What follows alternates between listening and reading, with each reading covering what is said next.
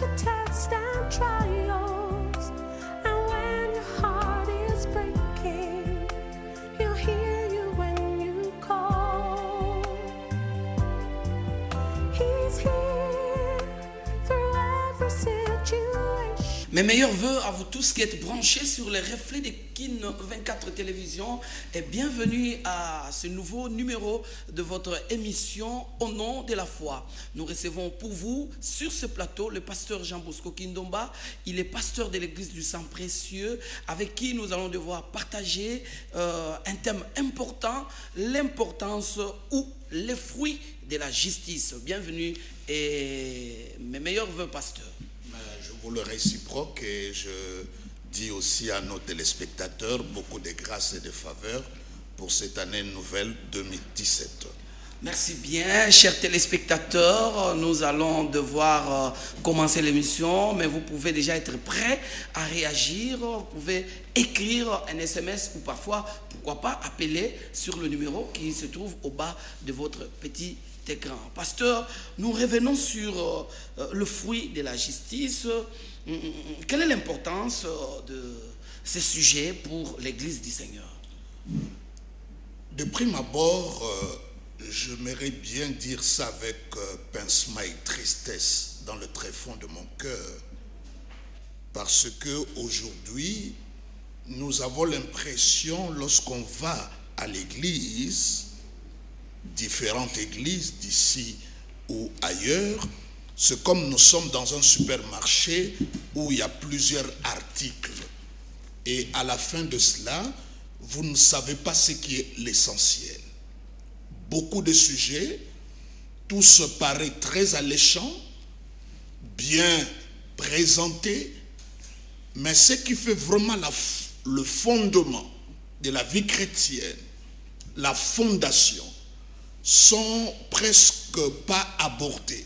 Et parmi ces sujets, c'est au sujet de la justice, de la justification. Mais j'aimerais bien donner une illustration. C'est une histoire que je lis quelque part. Dans un village, il y avait tellement beaucoup de cas de vol. Et le roi a décidé, le jour qu'ils vont attraper un voleur, ce voleur sera bastonné, frappé, n'est-ce pas, en public. Un jour à l'autre, ces soldats ont attrapé un voleur. Cette fois-ci, ce n'était pas un voleur, c'était une voleuse. Alors tout le village s'est réuni à la place publique. On devait présenter la voleuse et le roi devait ordonner qu'il soit frappé de 100 coups au dos. Le roi est installé, n'est-ce pas, sur son trône. Toute la population, journée fériée, pour donner l'exemple. Et les soldats ont amené la voleuse. Elle était couverte, n'est-ce pas, voilée, parce qu'on devait seulement la dévoiler au moment qu'on devait la frapper. Alors Joseph, lorsqu'on la dévoile, le roi qui était assis sur son trône, il a vu que c'était sa propre mère qui était la voleuse. Donc qu'est-ce qui se passe? Le roi aime sa mère, mais sa mère a bronché, sa mère a désobéi, sa mère a fauté. Qu'est-ce que je dois faire entre le fait que j'aime ma mère et de l'autre côté, je ne dois pas me voiler le face, je dois procéder à la justice, punir. Alors au moment que maintenant les soldats, parce que le roi ne doit pas dédire sa parole, il ne doit pas le recycler. Cette parole-là de 100 coups, restait de cette manière-là, ça ne pouvait pas être changé parce que c'était signé. Alors qu'est-ce que le roi fait? On enlève, n'est-ce pas, les habits de maman, son dos est presque exposé, le soldat s'apprête pour frapper maman. Et le roi dit stop, il est descendu de son trône, il a entrelacé sa maman, le dos de la maman était couvert, et maintenant le soldat a frappé 100 coups sur le dos du roi. Qu'est-ce qui se passe? L'amour est satisfait, la justice est aussi saturé. En fait, à la croix, c'est ce qui s'est passé. Quand Christ a été frappé. Vous savez, Joseph, l'une des choses qui m'étonne aujourd'hui, lorsque les gens parlent des liens, des hôtels, on a l'impression comme Jésus-Christ est venu ici en promenade, en touriste. Entre-temps, je le dis et je le répète, il n'y a rien que Jésus-Christ a fait pour lui-même. Tout ce qu'il a fait, c'est pour nous. C'est comme ça dans la Bible dit, il est mort avec nous, ça c'est l'identification. Il est mort pour nous, ça c'est la substitution. Donc, quand Jésus-Christ est mort pour nous, tout ce que Christ a subi, il a subi ça pour nous. Toute la justice de Dieu, le courroux de Dieu était reposé sur lui, de la tête jusqu'à la plante de pied, rien n'était épargné. Et Joseph, au-delà de cela, Jésus-Christ a été enseveli. Il est allé dans les endroits inférieurs. Joseph, j'aimerais bien être sérieux quand je dis ces choses. Quand on dit endroit inférieur, il n'y a pas un endroit ténébreux, lugubre, satanique, démoniaque, sale, envoûté, comme cet endroit-là. Donc Jésus-Christ est allé là-bas ensemble avec nous. Parce que nous sommes morts avec lui, nous sommes ensevelis avec lui. Donc quand on parle de démons, on parle de liens, la question qui se pose, qu'est-ce que Jésus-Christ est allé faire avec nous dans le séjour? C'est ça la question que l'on pose beaucoup. Jésus-Christ dans le séjour, il est allé faire quoi? Évangéliser qui?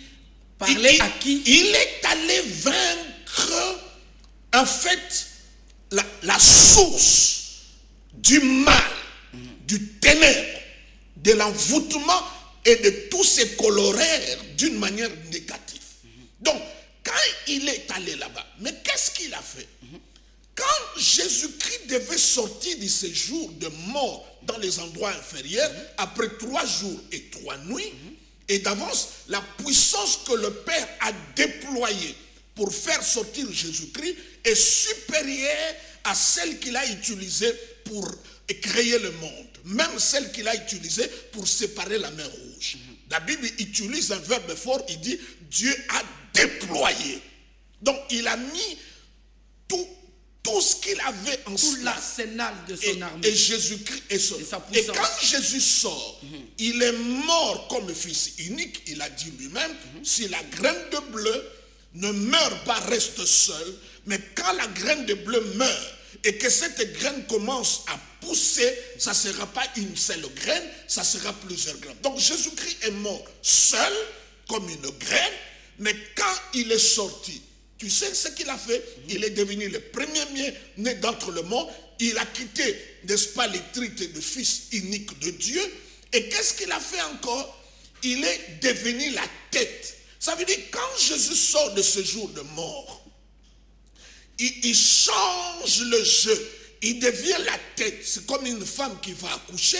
Dès que la tête sort, ça veut dire que le reste de corps aussi va sortir. Au sujet de ce passage biblique-là, si j'ai bonne mémoire, on dit qu'il a ramené les captifs. Qu'est-ce que cela voudrait dire? Ça risque de nous amener très loin. Il y a d'autres personnes qui étaient ressuscitées aussi ensemble avec Christ. Mais ce qui est simplement important de dire, que nous sommes sortis avec lui, avec Christ. Ça veut dire, je ne vois pas un endroit. Encore, je ne vois pas cet envoûtement. Et comme ça, quand il sort, il dit, tout pouvoir m'a été donné. Virgule, allez. Ça veut dire, partout vous irez sur la base de ce pouvoir qui m'a été donné. Mais pourquoi je dis toutes ces choses? Je les dis simplement pour faire comprendre un vrai chrétien. Et c'est là le problème, Joseph. Le grand problème, c'est quoi? La plupart des chrétiens, des pasteurs, n'ont pas bien expliqué ou ils n'ont pas bien compris qu'est-ce qui est réellement passé quand quelqu'un reçoit Jésus-Christ dans sa vie. C'est une nouvelle créature, née de Dieu, pas du sang, de la parole. La parole n'a pas le sang. La Bible dit nous sommes nés de la parole. La parole est esprit. Tu es né de l'esprit. Une personne qui n'a jamais existé. Alors, déjà à ce niveau-là, la justice t'est imputée. Mais ce qu'il y a lieu de comprendre de Joseph, que c'est quoi la justice? Ou être justifié, ou être déclaré juste. C'est le fait que Dieu te qualifie, il te donne la capacité de se tenir devant lui, sans un sentiment d'infériorité, sans un sentiment de culpabilité, sans un sentiment de condamnation. Tu parles à Dieu comme ton Père.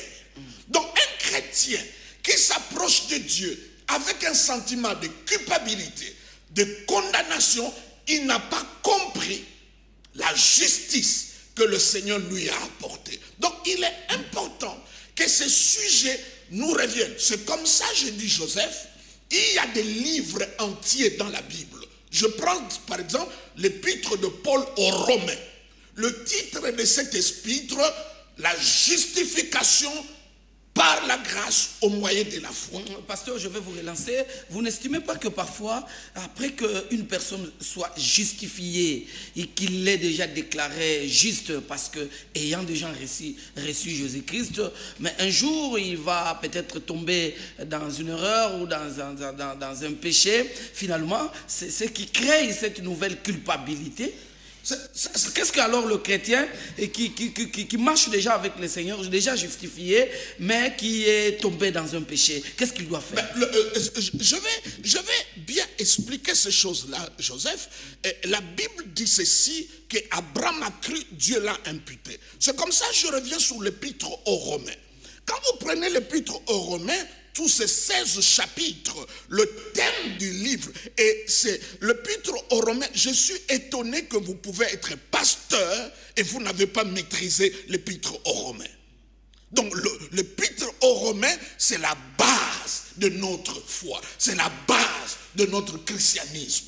Et là, quand tu lis l'épître aux Romains, la justification par la grâce au moyen de la foi, parce que la justification ou la justice, Dieu nous les transfère, c'est une imputation. C'est là où je pose même la question. La Bible dit ceci, lui qui n'a jamais connu le péché, il est devenu péché.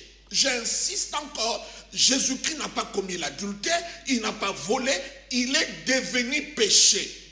Il n'est pas devenu péché parce qu'il a commis des actes de péché ou il a péché. Il est devenu péché parce qu'il y a eu transfert. Et je reprends, quand Jésus-Christ, n'est-ce pas, nous avons donné à Christ tout ce qui est mauvais, tout ce qui est péché, tout ce qui est condamnation, tout ce qui est envoûtement, tout ce qui est malédiction, Jésus-Christ nous a donné sa nature. Il nous a donné sa justice. Parce qu'il n'y a que 3 personnes qui sont justes. Adam, avant de tomber dans le péché, Jésus-Christ, tout au long de son séjour ici sur la terre, et pour toujours, il reste juste. Et troisièmement, le chrétien qui a accepté Jésus-Christ est aussi juste. Alors, la question se pose ceci. S'il y a eu transfert entre nous et Jésus, nous lui avons donné nos malédictions et nos péchés. Qu'est-ce que lui, il nous a donné? Il nous a donné sa justice. C'est comme ça la justice, ce n'est pas une doctrine, ce n'est pas un enseignement. Quand tu lis 1 Corinthiens chapitre 1er verset 30, il dit Dieu a fait de Jésus-Christ 1. Justice, 2. Sagesse, 3. Rédemption et 4. Il a fait de Jésus-Christ notre sagesse. Donc il est important que nous puissions commencer une personne. Donc, je reviens sur l'épître aux Romains pour montrer l'importance du sujet.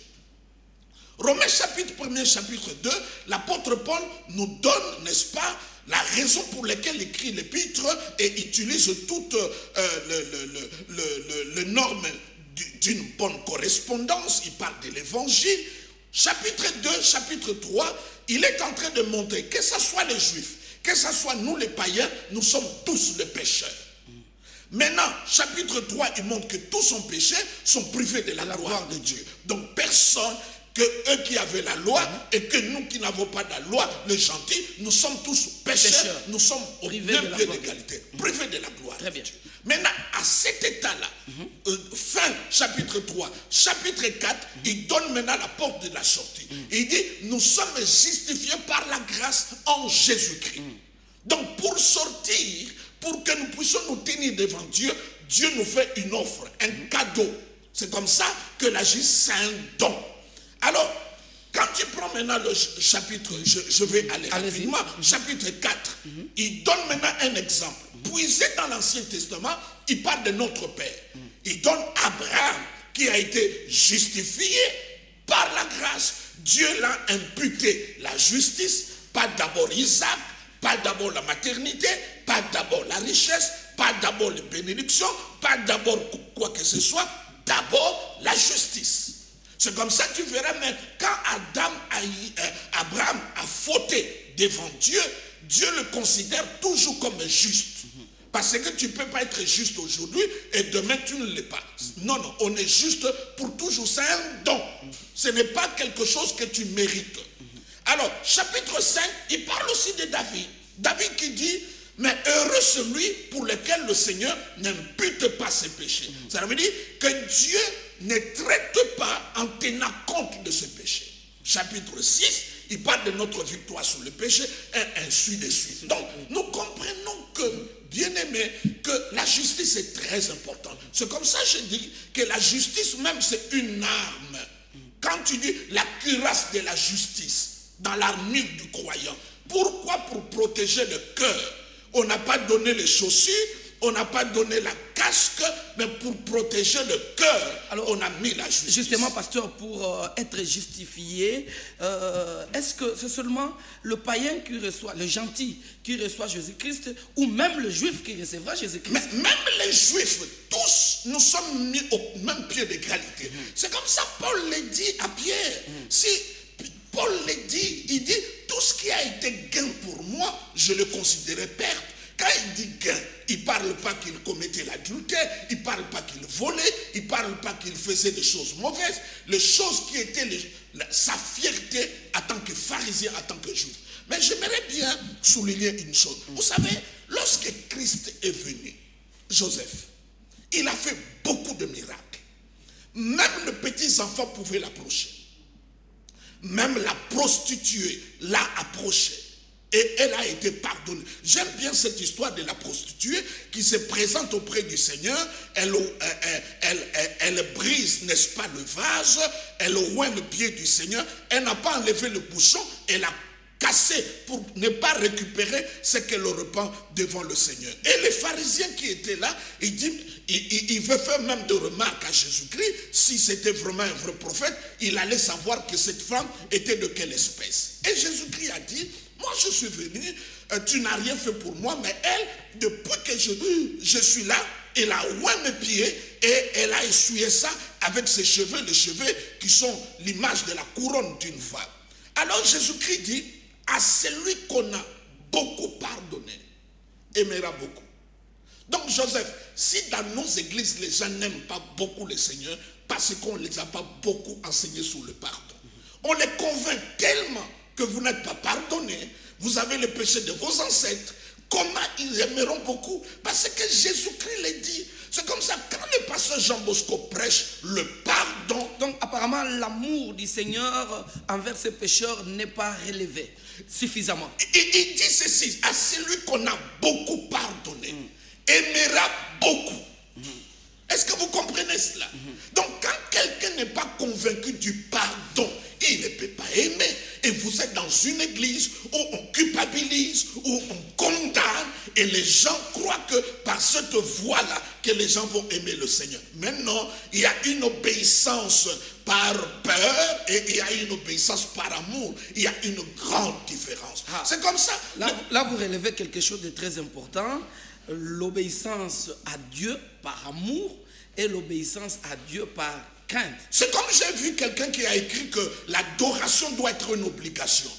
Est-ce qu'il est normal, Joseph, quand tu rentres à la maison, tu dis à ta femme, embrasse-moi vite. tu l'obliges de t'embrasser. Non, non, c'est le trop plein de l'amour que tu as dans Cela son doit cœur. être le fruit d'une intimité. Mais d'une intimité, c'est le flot de l'amour. C'est pas une obligation.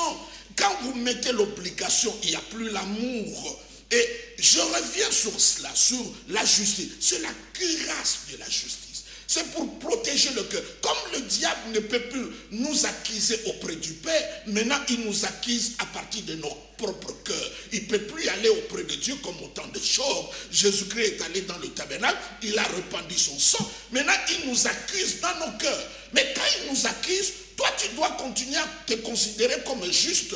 Vous savez, j'entends beaucoup les pasteurs qui disent... Ça signifie qu'il faut vaincre la culpabilité. J'entends beaucoup les pasteurs qui disent, quand tu es malade, il faut dire je suis en bonne santé. Quand tu es pauvre, il faut dire que je suis riche. Mais quand tu as péché, qu'est-ce qu'il faut dire? Je suis juste. Je suis juste. Je suis juste. Le diable te convainc du C'est la même chose. Mais c'est la même chose. C'est comme ça, vous voyez, il y a des gens, lorsqu'il a péché, il fuit l'église. C'est ce qu'Adam a fait. J'aimerais bien vous dire, quand Adam, ils ont péché, ils se sont fait, n'est-ce pas, les feuilles comme habit pour couvrir leur nudité. Mais avec le soleil, les feuilles vont se sécher. Donc, notre propre justice, c'est comme ces feuilles-là. Nos œuvres, je reviens avec le pharisien, la seule catégorie de gens qui n'ont reçu aucun miracle auprès de Jésus-Christ, c'était les pharisiens. Les prostituées ont reçu des miracles. Les lépreux ont reçu des miracles. Les aveugles ont reçu des miracles. Mais sauf les pharisiens. Mais je pose la question. Est-ce que les pharisiens, c'était des voleurs? Non. Est-ce que c'était des impudiques? Non. Est-ce que c'était des assassins? Non. Mais qu'est-ce qui fait qu'ils n'ont pas obtenu le miracle? C'était leur propre justice. Un grand obstacle aujourd'hui à l'église, c'est leur propre justice. Mais j'aimerais bien souligner un élément. Est-ce que vous savez comment la Bible compare la justice? Si vous me permettez, si je peux lire. Allez-y, vous pouvez lire. Dans Ésaïe, regardez, Ésaïe chapitre 28, verset 17. Écoute ce que dit. Je ferai de la droiture une règle. Vous voyez la règle que nous utilisons pour mesurer, n'est-ce pas? Je ferai de la droiture, parce que la justice et la droiture, ce sont des termes interchangeables. Et il dit, et la justice un niveau. Vous voyez le niveau ici que j'ai entre mes mains? Le niveau. Lorsque un maçon... Alors le réalisateur et les caméramans vont nous aider à approcher cela pour que cela soit lorsque visible. le maçon est en train de construire, de bâtir une maison, il met le niveau. Cela veut dire le mur a une inclinaison. Et cette inclinaison, si ce n'est pas corrigé, ça peut aller jusqu'à la construction de la maison. Je prends celui qui est beaucoup plus costaud. Oui. Donc, ça c'est la justice. N'est-ce pas? Très bien. Lorsqu'on construit une maison, on pose, n'est-ce pas, le niveau. Si le mercure qui est à l'intérieur s'incline, on dit qu'il y a une inclinaison, il y a une pente, et qui peut à la fin, n'est-ce pas, serpenter le mur, zigzaguer le mur. Alors, il faut le mettre net. Et Dieu dit, la justice, c'est comme un niveau. Ça veut dire, toute personne passe devant Dieu comme un mur, et Dieu pose, n'est-ce pas, la justice. Donc il pose comme il posait... Tout le monde n'aura pas la même inclinaison. Il y aura des gens qui auront de grandes inclinaisons. Il y aura ceux qui auront des inclinaisons à 3 cm. Il y aura ceux qui auront à 0,5. Mais de toutes les manières, quelle que soit l'inclinaison, la finalité, ça va zigzaguer le mur. Et plus tard, le mur peut tomber. Donc personne n'est juste. Personne ne peut prétendre que Dieu met sur lui les niveaux et il dit, moi je suis net, je suis droit, je suis juste. C'est comme ça. Donc Dieu, là, le niveau ici, ça montre que c'est Dieu qui pose sa justice. il pose sa justice. C'est comme ça, Jésus-Christ est la seule personne qui a satisfait à la justice de Dieu. Lorsque Adam, Dieu l'a Donc dans tout ce que vous dites, ça signifie que la justice biblique dont vous parlez, la justice de Dieu, la justice biblique, ne dépend pas des hommes, mais plutôt de Dieu. Mais c'est comme ça, Dieu en fait un don. La Bible dit, c'est lui qui croit à obtenir la justice par ses propres œuvres, il est séparé du Christ. Séparé du Christ. C'est en croyant du cœur que nous parvenons à la justice. Et c'est comme ça que le seul fondement sur lequel nous pouvons baser notre justice, ce n'est pas par rapport à ce que nous ressentons. La Bible dit, Jésus-Christ est mort pour nos péchés, il est ressuscité pour notre justification. Donc la quittance, lorsque le diable doute que tu es justifié, s'il y a une quittance que tu dois lui montrer que moi je suis juste, c'est la résurrection du Christ. Pas autre chose. Vous verrez même si je lis Ésaïe 54, il y a quelque chose de beaucoup plus fort et beaucoup plus important. J'entends souvent les gens dire toute arme forgée contre moi sera sans effet. Mais écoutez les fondements de ces passages-là, d'Ésaïe 54. Ce n'est pas juste des cris. Je prends ceci. Je suis Ésaïe 54, verset. Quand vous commencez par le verset 17, il dit toute arme forgée contre toi sera sans effet, et toute langue qui se lèvera contre, ainsi de suite. Mais au-dessus, au chapitre 14, verset 14 dit, tu seras affermi par la justice. Donc, quand tu as pris de la justice comme un fondement, l'ennemi vient, tu lui diras, toute arme forgée contre moi sera sans effet. Mais quand tu... Donc la condition pour que, disons, le préalable pour que ces versets-là aient son sens, il faut que tu sois basé sur la justice. Affermi dans la justice. Mais malheureusement, la justice n'est pas prêchée. Vous parlez des démons, vous parlez des liens. Sur quoi les gens seront fondés? Sur quoi ils seront fondés? Je pose la question. D'où alors, toute arme qui serait forgée contre vous sera sans effet et donnée comme ça, sans fondement. Sans fondement, c'est en l'air. Ça devient comme du niais-niais. Et finalement, sans conséquence. Des cris en l'air. Mais il dit, sois affermi dans la justice. Et toute arme forgée contre toi sera sans effet. Donc, il est important que nous puissions comprendre le quintessence, la profondeur de la justice. C'est comme ça même la Bible dit. Il dit, la prière du juste a une grande efficacité. Ce n'est pas la prière qui est efficace. Mais quand cette prière est dite par un juste, elle devient efficace. Mais aujourd'hui, les gens croient que c'est la prière qui est efficace. Mais tout le monde prie. Même ceux qui ne sont pas de chrétiens, ils prient. Mais quand est-ce que notre prière devient efficace? C'est quand c'est un juste qui fait la prière. Prenez cet exemple. Dieu veut détruire Sodome et Gomorrhe. Et j'aime bien cette histoire parce que vous comprenez, ce n'est pas le cœur de Dieu d'aller tuer les gens à Sodome et Gomorrhe. Parce que s'il le voulait, il pouvait aller directement à Sodome et Gomorrhe, détruire ces deux villes, mais il passe chez Abraham pour parler avec Abraham. Donc vous comprenez que beaucoup de prédicateurs ne connaissent pas le cœur de Dieu. Vous pouvez prêcher, mais vous ne connaissez pas le cœur de Dieu, la substance du cœur de Dieu. Donc, ce n'était pas l'intention première. Aujourd'hui, les gens, ils sont dans cette facilité. Dieu va te frapper, Dieu va te châtier, Dieu doit te juger. Mais ce n'est pas la pensée première de Dieu. Ce n'est pas le cœur de Dieu. Donc, il ne va pas directement à Sodome et Gomorrhe. Il passe, bien aimé, il passe directement chez Abraham. Mais quand il parle à Abraham de son projet, qu'est-ce qui va se passer? Lorsqu'Abraham accompagne ses visiteurs, parmi ses visiteurs, il y avait l'ange de l'Éternel. La Bible dit quelque chose de formidable. Abraham a commencé à intercéder. Il dit, si se trouvait 50 justes, Dieu dit, non, non, j'épargnerai la ville à cause de ces 50. Il parle bien des justes. Il diminue. Il dit, mais s'il trouvait 30 justes, il dit aussi, à cause de ces 30, je ne vais pas juger, je vais l'épargner. Il descend encore. Il dit, s'il y a 10 justes, il dit, à cause de ces 10 justes, j'épargnerai Sodome et Gomorrhe. Il dit, s'il y a 5, il dit, à cause de ces 5. Donc, quand j'entends... Donc apparemment, à Sodome et Gomorrhe, il n'y avait même pas 5 justes. Il n'y avait pas.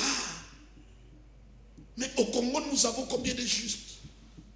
Quand j'entends les gens dire Dieu va détruire le Congo, Dieu va détruire l'Amérique, Dieu va détruire l'Europe. Non! Mais non! Et s'il n'y a même pas un juste, Jésus-Christ est notre justice. Dieu trouvera Christ.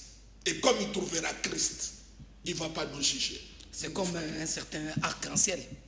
Ah voilà. Ah voilà. Merci bien, pasteur Jean-Bosco Kindomba. Nous continuons bien sûr notre émission. Vous pouvez réagir de partout dans le monde. Vous pouvez donner votre point de vue, pas point de vue, mais vous pouvez poser votre question. Vous pouvez poser votre préoccupation. Et notre invité... Sur le fruit de la justice. Sur le fruit de la justice, notre invité qui en est spécialiste en tout cas en matière de ces enseignements de la justice et de la grâce, en tout cas, répondra à toutes vos préoccupations. Alors, ça c'était l'importance de cet enseignement ou de la justice ou de ces thèmes. Alors, lorsque on est juste, quels en sont les fruits? J'aimerais bien lire le passage parce que au lieu de parler en l'air, vous savez, c'est là que je te dis la beauté des choses que nous enseignons. Les versets sont légions. Vous n'avez pas à aller loin. Écoute ce que Romain dit. Romains chapitre 5, il dit étant donc justifié, étant donc justifié. Donc quand on dit étant par rapport à tout ce qui précède, étant donc justifié par la foi, donc la justice ne doit pas être ressentie. C'est quelque chose qui doit être capté par la foi. Vous savez, le premier fruit... Attendez s'il vous plaît. Il n'y a pas une sensation physique que non, l'on doit pas du ressentir. tout. Pas du tout. Mais lorsqu'on est justifié quand même, il y a des mouvements, on peut sauter. Mais ça passe. Mais tu ne peux pas rester toute la vie chrétienne sur les sentiments, sur les émotions. Ça passe. Ça, c'est du yo-yo. Ça change d'un jour à l'autre. N'est-ce pas? Ça change. Et là, vous avez des expressions vraiment qui... Allez-y, pasteur. Étant donc justifié par la foi, vous savez le premier fruit? Vous voulez que je vous en lise? Allez-y. Nous avons la paix avec Dieu. Donc, entre toi et Dieu, il n'y a plus de conflit. C'est extraordinaire. Il n'y a plus de guerre. Il n'y a plus de mésentente. Il n'y a plus de dichotomie. Il n'y a pas séparation. Vous êtes en paix avec Dieu. Ça, c'est la première. Et c'est comme ça.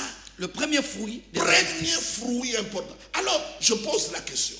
Si aujourd'hui, le Congo est en guerre avec un pays et que le même Congo est en paix avec un autre pays développé, ça veut dire le pays qui nous attaque aura peur. Le fait que tu es en paix avec Dieu, donc vous n'êtes pas en conflit avec Dieu, Dieu est ton allié, ton associé, donc le diable a peur. C'est comme ça, il cherche à nous convaincre du contraire, que Dieu ne nous aime pas. C'est comme ça, il cherche à nous culpabiliser, prédicateur. Quand tu prêches et que ton message culpabilise, ce n'est pas l'évangile. Je le dis clairement que l'évangile révèle la justice de Dieu. Et c'est très important. Donc, la première des choses, très bien, il dit, tu es en paix avec Dieu par notre Seigneur Jésus-Christ. Il n'y a pas deux voies, il n'y a pas quatre voies, il n'y a qu'une seule voie par laquelle nous parvenons dans la justice, c'est par ce que Jésus-Christ a accompli. Deux, à qui nous devons avoir eu accès à sa grâce. Deuxième fruit, tu as accès aux faveurs de Dieu. Tu as accès aux bénédictions de Dieu. Parce que la faveur, c'est le cadeau de Dieu. La faveur, c'est au-delà de toutes sortes de bénédictions. Donc Dieu te donne au-delà de tes capacités, de ta connaissance. Donc tu as accès d'abord il faut avoir la conscience d'être juste devant le Seigneur, dans lequel nous demeurons fermes et nous nous glorifions dans l'espérance. Ça nous apporte l'espérance. Donc, il est important de comprendre que le fruit de la justice est vaste. Ta manière de prier change. C'est comme ça la Bible dit, le juste vivra par la foi. C'est un texte d'Habakkuk. Donc Galates parle, Romains en parle et Hébreux en parle. Lorsque Galates parle, n'est-ce pas, de ces textes, le juste vivra par la foi, il est en train de mettre l'accent sur le vivre, la manière de vivre. Galates, Romains, lui, il parle du juste. Et Hébreux, lui, parle de la foi. Ça veut dire, le juste vivra par la foi. Vous le trouvez dans Romains, l'accent est mis sur le juste. Vous le trouvez dans Galates, l'accent est mis sur la manière de vivre. Et quand vous prenez ça Hébreu, l'accent est mis sur la foi. Donc, le juste n'a pas une autre manière de vivre que par la foi. Donc, la foi arrive à trouver. C'est comme ça, il y a des enseignements qui n'apportent pas la foi. Mais l'enseignement sur la justice, être justifié, qui est un élément de salut, apporte la foi. Dans une église où on veut construire la foi, il y a lieu de parler sur la justice, il y a lieu de parler sur la nouvelle création, ce que nous sommes devenus en Christ. Et troisièmement, il y a lieu de parler sur la suprématie de la parole de Dieu. Donc, il est important de comprendre que lorsque vous êtes justifié, c'est ça la plus grande bénédiction, c'est être en paix avec Dieu. Donc tu dors, tu te réveilles, Dieu est avec toi. Tu n'es pas en conflit avec lui. Pasteur, vous parlez tellement avec assurance de ces choses. Vous pensez que la justification suffit pour un enfant? Ah oui! Est-ce que Joseph, vous pensez que nous entrerons au ciel et Dieu va mettre nos œuvres sur une balance et il dit, Joseph, qu'est-ce que tu as fait de bien? Il met ça sur la balance. Qu'est-ce que tu as fait de mauvais? Il met ça sur la balance. Et si le bien domine sur le mauvais, tu entres au ciel. Mais non, nous allons entrer au ciel parce que nous avons accepté Jésus-Christ qui nous a justifiés. Alors, si on dit que la justice n'est rien, mais pourquoi, pour la justice, Christ devait ressusciter? Il dit, il est mort pour nos péchés. Mais pour notre justice, il est ressuscité. Et qu'est-ce que la Bible dit? Si Jésus-Christ n'était pas ressuscité, notre prédication, elle est vaine, et notre foi, elle est vaine. Cela veut dire le curseur de notre prédication, de notre foi, est basé sur la résurrection du Christ. Et pourquoi il est ressuscité? C'est pour notre justification. Il nous a déclarés justes. C'est comme ça l'amnistie. C'est comme ça quand le président accorde le pardon. Cela ne dépend pas de la personne. Il ne le mérite pas. C'est le président, son libre arbitre. C'est son jugement personnel. C'est son pouvoir discrétionnel. Il décide, il dit, telle personne, H ou Y, je décide qu'il sort. Il sort de la prison. C'est ce que Dieu a fait en Jésus-Christ. Il nous a déclarés justes. Et je demande aux chrétiens de marcher la tête levée comme des gens qui sont justifiés à cause de ce que Christ a accompli. Alors apparemment, toute la culpabilité est en train d'être chassée dans tous les téléspectateurs qui sont en train de nous suivre. Mais vous savez que dans l'Ancien Testament, il y avait une fête qu'on appelait la fête de Yom Kippour, d'expiation. Donc lorsque les gens, c'est une fois l'année, le sacrificateur entrait dans le lieu très saint. Et qu'est-ce qu'on dit? Quand ils arrivaient, ils avaient encore le souvenir de leur péché antérieur parce que le péché était empilé, était couvert. Donc leur conscience leur rappelait leur propre péché. C'est comme ça, un chrétien ne doit pas avoir la conscience du péché. Il doit avoir la conscience de la justice et de l'œuvre que Christ a commise. Si le sang de bouc, de taureau ne peut pas laver la conscience, ça te fait toujours ramener le péché dedans de toi. le sang de Jésus-Christ est venu laver complètement et il n'y a plus rien. Et la Bible dit même qu'il a mis nos péchés derrière son dos. Il a mis ça dans le profondeur. Merci pasteur, merci chers téléspectateurs. Vous comprendrez que celui qui parle, c'est le visionnaire de l'église du sang précieux. Donc il a tous les contours de révélation sur le sang du Seigneur Jésus-Christ. Alors pasteur, tozo comme na suka ya mate ya émission na biso limola mamuke na lilobeli ya lingala pona kosembola en résumé nyonso obeli na likambo itali tolobi boyende beni ezali lokola cadeau nzambe apesi biso po bible lobi na nzela ya Adamu ya liboso lisumu yaki mais baoyo nyonso bayambi Yesu Kristo nzambe apesi bango na bandi na émission tokoya toko expliquer ndenge nini tokoki kota na likambo boyenge mais tolakisi ke boyenge beneza même ebundeli bible lobi poto batela mitema na biso apesi biso boyenge beni lokola ebundeli monene pe tolobi ke boyenge beni lokola nkoko na biso Abraham nzambe apesaki yango soki tokota na likolo po nzambe de akani biso tokota eza bolamu na biso te to mériter eloko moko te bato bakofondaka bigi ba récompense pe le fait que ya kokota na likolo récompense eza eloko mosusu mais muto aza moyenge beni po na libela muto oyo lelo asali mokonzi alobi ke na limbisi yo bato mingi lelo mokonzi alimbisa bango tomonaka bango batambolaka pe basalaka makambo nyonso bakoki kokende même libe parce que mokonzi apesi bango ministre. Donc eza na biso important ko comprendre muto aza mondimi atatolaka aza moyenge. Très bien.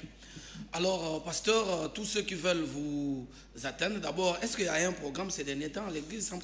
Nous aurons un séminaire avec le docteur Louvois et Kaola. Ça partira du 22 jusqu'au 29, du dimanche au dimanche.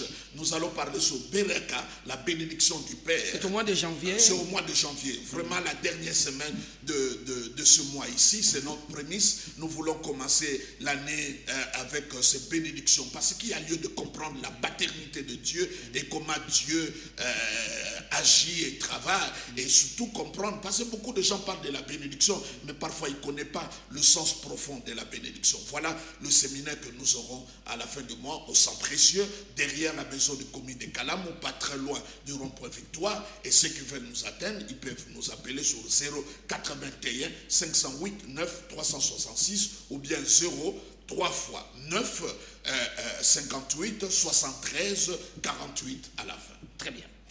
Mesdames et messieurs, nous sommes arrivés à la fin de cette émission. Mes meilleurs voeux à vous tous qui êtes branchés sur le reflet de Kinshasa, partout où vous êtes dans le monde. Merci de nous avoir prêté l'oreille. Au revoir. God can, throughout your